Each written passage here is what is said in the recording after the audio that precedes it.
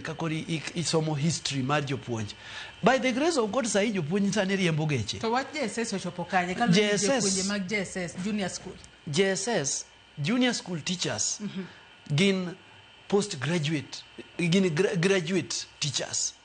They are post primary teachers. And in their calling letter on Dickney, they are secondary school teacher too. So by virtue of being a post-primary teacher makes them KUPET members. And Karasani, from the beginning, JSS teachers don't a profession, Gine KUPET, Gichu Lopez KUPET union. So they are members mag KUPET. Notwithstanding where the school is. Samoro inyal kata school e kanisa. Lakini jopuonj mapuonje school no gin post-primary teachers. So they are members of KUPET by default. And that's why they are our members now. Koro karasani kawa masani koro gidwaro autonomy. Autonomy magwa uwe enia. Kidhi a primary school kama JSS nitie. Tido ka JS teachers gine ma onego beni gi control games mar nyithindo. Kaka secondary school control games mar nyithindo. Primary school teachers control games mar primary. So JS teachers should also be running their own games independently.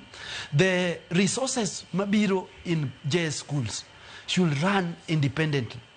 Kalore ni gintiere e skunde mag primary. Tuangene skunde mag primary nitiere head teacher kata. So ok gine skunde mag primary.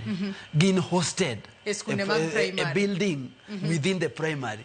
It is a school itself. There are buildings within the compound of a primary school. So they should be having their own leadership.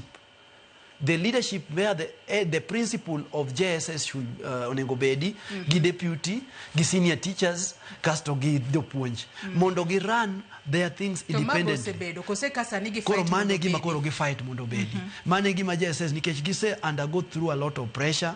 Samoro winjruok otamore kindgi gi jopuonj mag primary, jotend primary, winjruok otamore nikech gidwani mondo gi run exam ma ok ni exam moro bedo printed kumoro ma ok ipuonjo. Ingene secondary wa print our own exam. Kise puonjo tu winjoru kaka jopuonj to print exam, tu umiyo nyithindo exam based on what you have taught.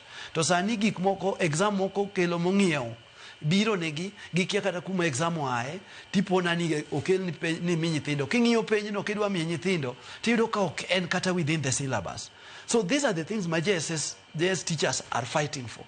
The autonomy we are talking of, and let this